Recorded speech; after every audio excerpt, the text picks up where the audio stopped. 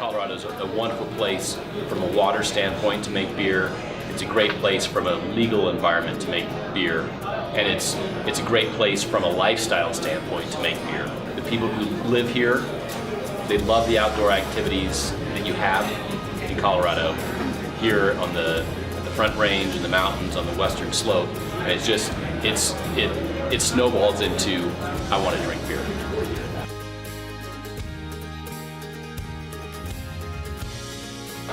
Back in 1990, the beer market was completely different than it is now. So the phrase craft beer didn't really exist. The expression micro-breweries did, and you really had to explain to people what that meant. At that time, there might have been 6 or 7 breweries in Colorado, aside from Coors and Anheuser-Busch. So you really had to explain what beer with flavor was, and oftentimes you had to explain why you would want beer with flavor, because the industrial lagers were so prevalent that the concept of beer with flavor was very, very new. The sales pitch back then often was, hey, we make beer. It doesn't come out of a factory. We're some people who live down the street from you, and we're making beer, and the people who live around your bar, restaurant might be interested in having beer with flavor, beer made by their neighbors, and it'll be good for everybody.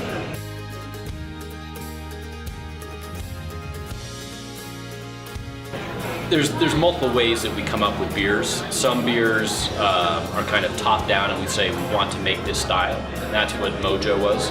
So we consciously said we want to make an IPA.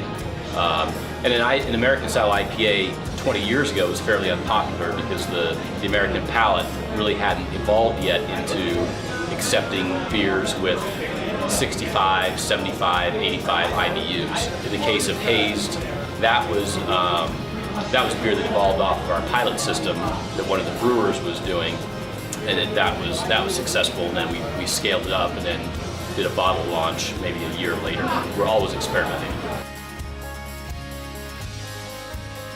Well, I think the future of styles of beer coming from here is going to be still a wide spectrum of flavors, but if you look at the overall beer market, still 85% of the beer consumed in this country is light beer. So there's a huge opportunity in making beers that are low in bitterness but interesting in flavor. So Ola Maria is our Mexican style beer that we just came out with this spring. It's very light, very low in bitterness, very refreshing. It's great. It's a classic patio beer. So if it's 100 degrees outside, this is a beer that is refreshing, but it has flavor. We're coming out with Bumpin' Rind, which is our watermelon kolsch. So that's a fruit style beer while still respecting the beer drinker. And the balance is everything that we're looking for here. It's an amazing time to be a beer drinker. It's an amazing time to be a beer maker, but it's also a brutal time to be in the beer business. So, but there's not a better industry to be in.